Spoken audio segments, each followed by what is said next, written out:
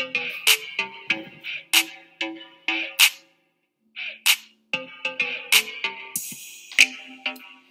everybody,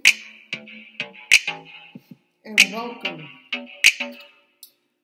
to my Socially Speaking and Eating. I'm your girl Sunny Day. This is Dream with no AKA. And today we are enjoying some delicioso wings, baby, and some delicious seasoned fries from Checkers, the infamous Southern sweet tea. Dream has a spicy chicken sandwich. I got a burger, cheeseburger, and we're about to say our prayers. Father, thank you for this time, and thank you for this food, and thank you for these wonderful viewers. Thank you for this day. In Jesus Christ, we pray. Amen. So, wondering what I got to talk about today? Well, as you know, I'm the author of this phenomenal piece of literature, Social Work Drama. I just wanted to tell you a little bit about it, or get into it a little bit. The next couple of sessions, I don't know why they only gave us one. That's not cool.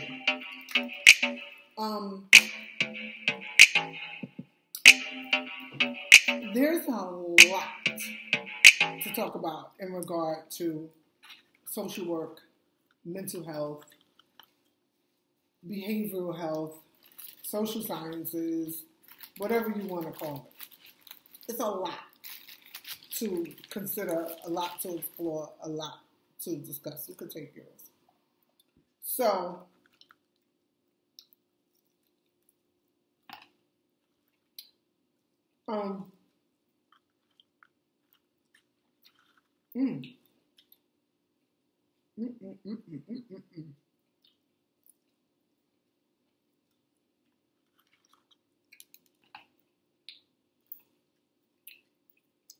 For those of you who are not aware, I worked as a mental health practitioner for almost 20 years.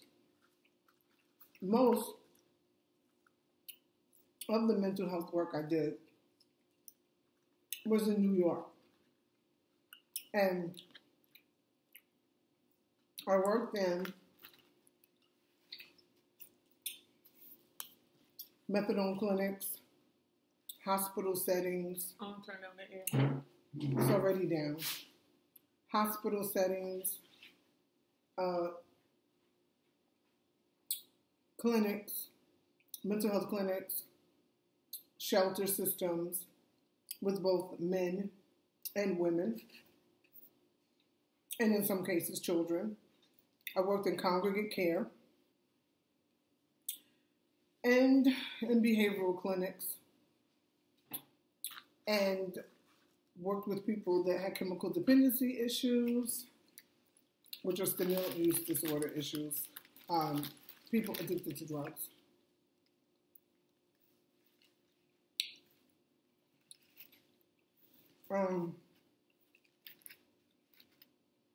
I work with the homeless population. I work with people with chronically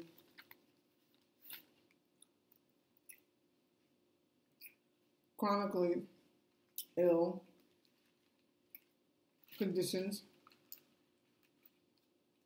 And I wrote a book about it because the book, is just in case you haven't heard me say it, it's not about clients, patients, or the consumers. It's about staff. It's about unethical behaviors, unethical practices in mental health settings. I even worked in a Christian therapeutic community. where you would think really all settings that cater to the underserved or people that can't take care of themselves, all settings like that, you would go to hoping, knowing, and believing that the practitioners that are waiting there to service people that can't care for themselves, you would think you would find very professional, reasonably well put together persons themselves.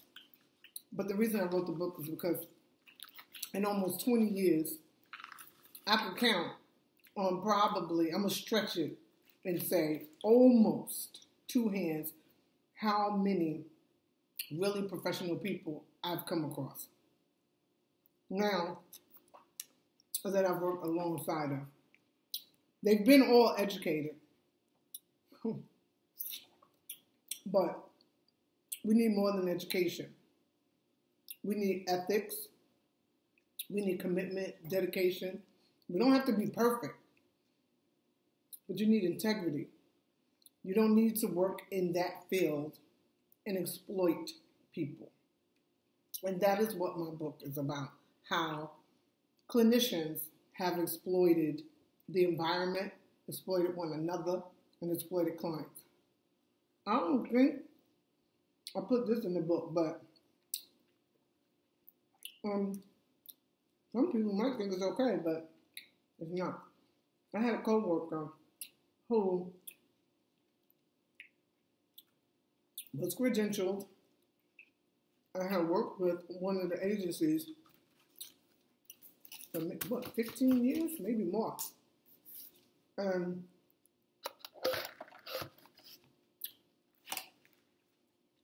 They had rented out rooms in their home to clients when I was working for a drug treatment facility. And that particular staff was renting rooms in their home to clients. And just in case you're saying to yourself, what's wrong with that? Again, it's unprofessional and unethical because we have to have boundaries.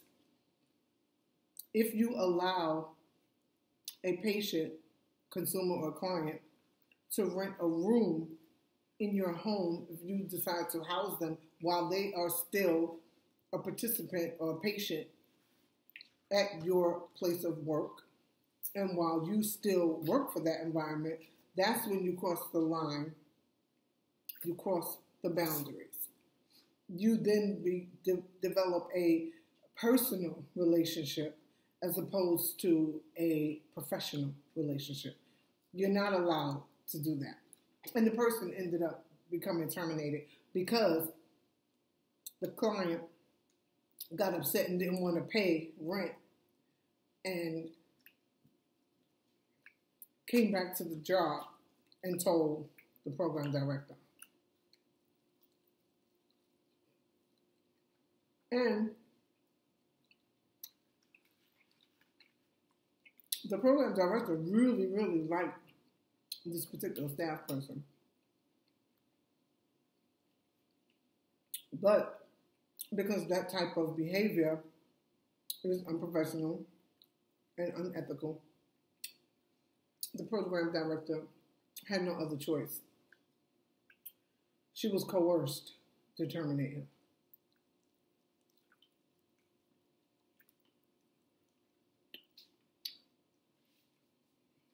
If it had been found out by, she was already upper management, but if it had been found out by even her superiors, she would have become terminated.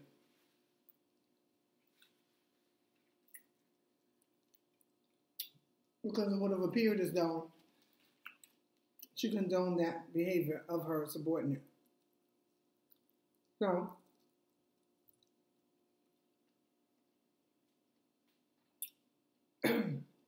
that type of despicable behavior is what I talk about all through the book. It's very, very interesting and very enlightening. And I wanted to put people that behave that way in social work settings, I wanted to put them on blast.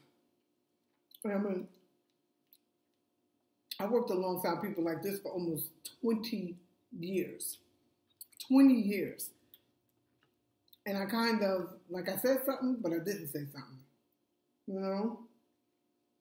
Because at first, because it started early in my career, probably, yeah, one of the first places that I worked, right after I became credentialed, I noticed it.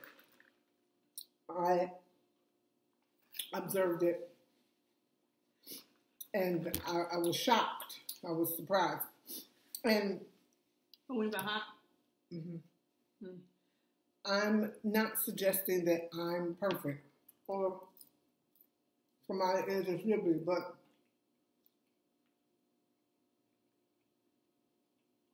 in any setting, you do have to maintain the highest level in any setting, any work environment. You have to maintain the highest level of professionalism feasible. It's inexcusable for us to behave unethically. Excuse my phone, sorry.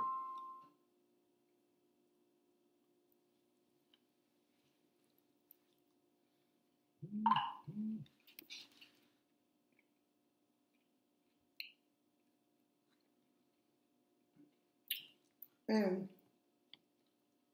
another reason why I wrote the book, I know a lot of people don't realize what should be expected when you go to a hospital, you go to an institution, when you go to a therapeutic community. Friends, families, consumers, clients, patients themselves sometimes don't know what to expect. So I wanted people to know what to anticipate when you go for help, when you go and meet with your mental health practitioner. There is a standard to be held to. There is a level of accountability that we must maintain. And anything less than that is unacceptable. Things like, and it's really disgusting when there are people that are supervisors or program heads that behave that way. I had a supervisor, and I call them a stupid advisor, that was getting their hair done by a client. Like, how dare you exploit a client? And clients start to feel like you owe them or they owe you. I had a client that said to me, I think she was asking me for a cigarette or something, or for money for a cigarette, like $1. And I said no, and I explained to her that that's inappropriate and it's not permitted.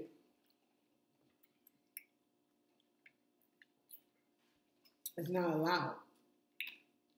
And she said, well, the other drug counselor used to do it. He would give her baby clothes for her grandchild, and she would sell him her food stamps. And I think she said he was selling cigarettes. So that's another presenting issue.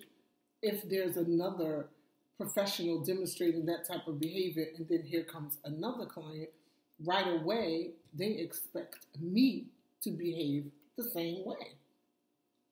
I had a client once that brought me a beautiful, brand new, pretty skirt.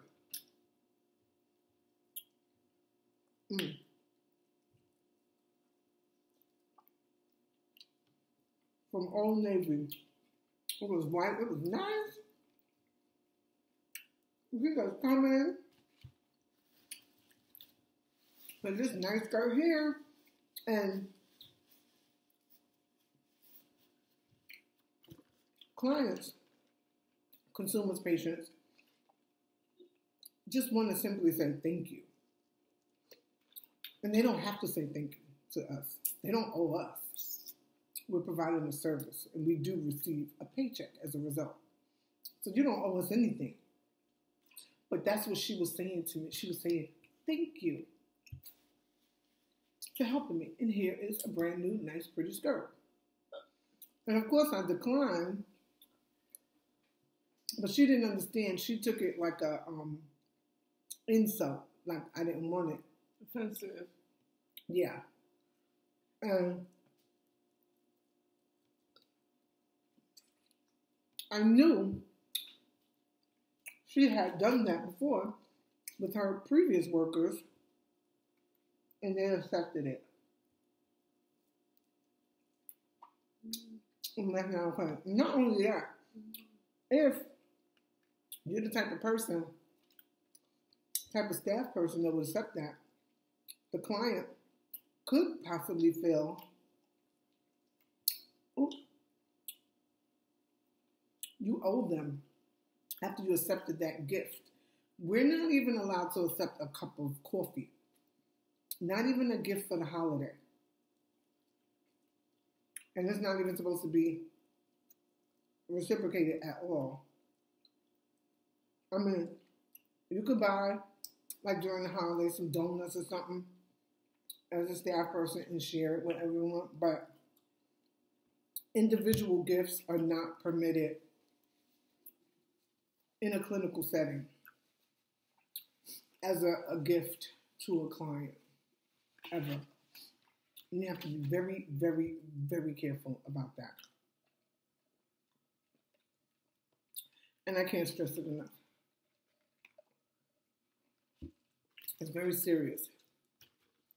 And it's natural. It's okay for the client to feel like, I just want to say thank you.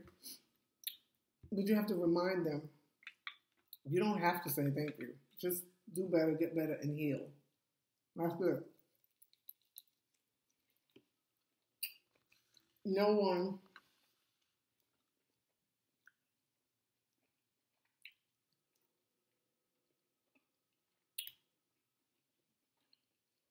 a client doesn't owe you ever. And they should never ever be made to feel as if though they do.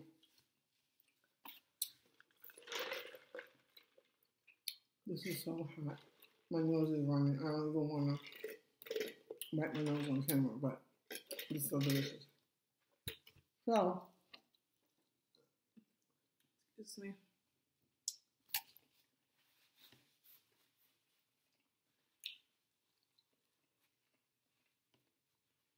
at some point, everyone's going to know or experience someone in the mental health sector, friend, family, that will need some assistance at some point. It could even be an elderly, aging family member going to a nursing home. That's true.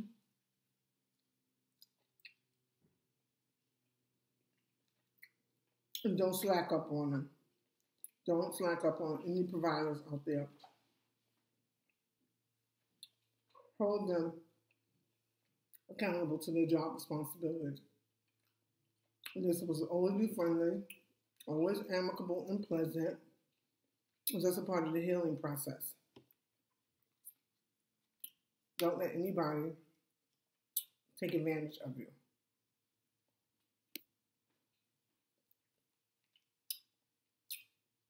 Or your family member. I have tons of examples in my book of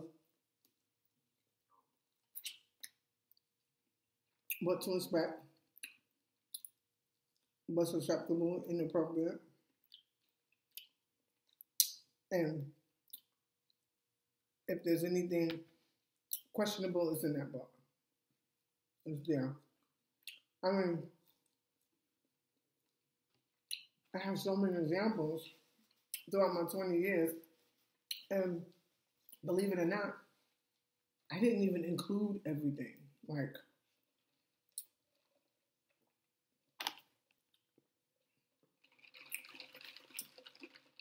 did I tell you this was Southern tea? You're finished? Yeah. Well, I have so many examples in the book. And this, Save me some wings. oh, you didn't want to eat any? I did. I ate 3. That's cool. Oh, well, hmm.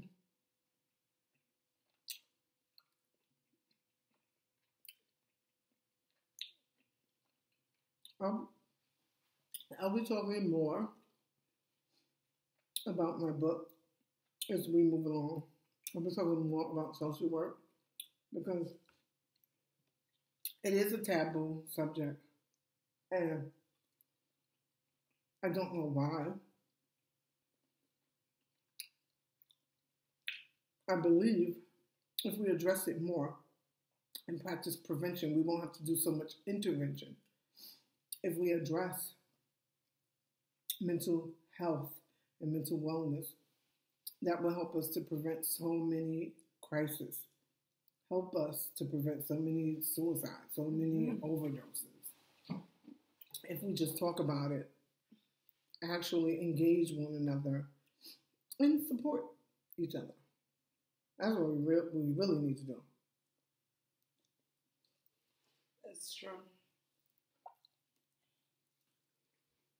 For real.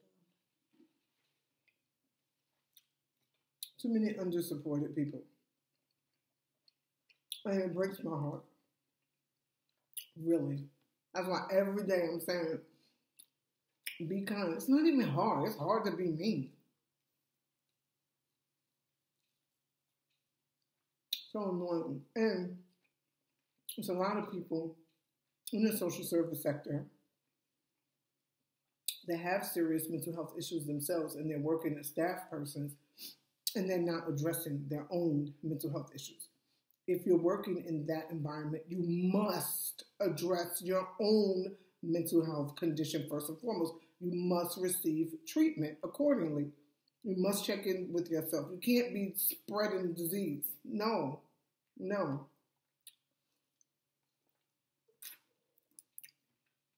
I had a lot of coworkers working in the setting, hiding, feeling like I want to help somebody just because that's my issue. If you're unstable, you can't help. And if you're not helping, then you're hurting. And it's very serious. It's true. So, It's true. I'm going to be exploring that with you further as we move forward.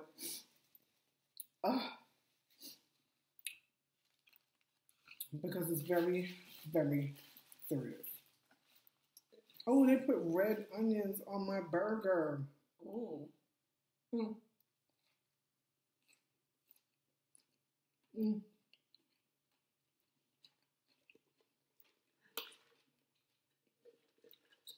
I love red onions.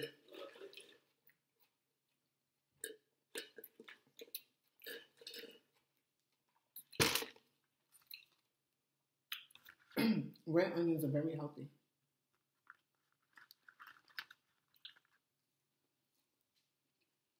Mm.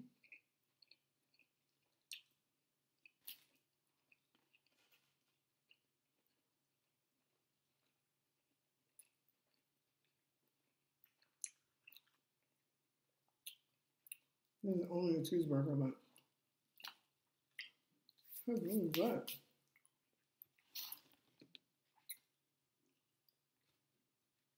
Really good.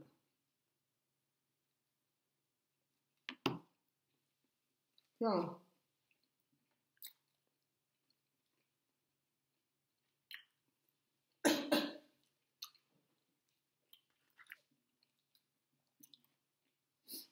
I have to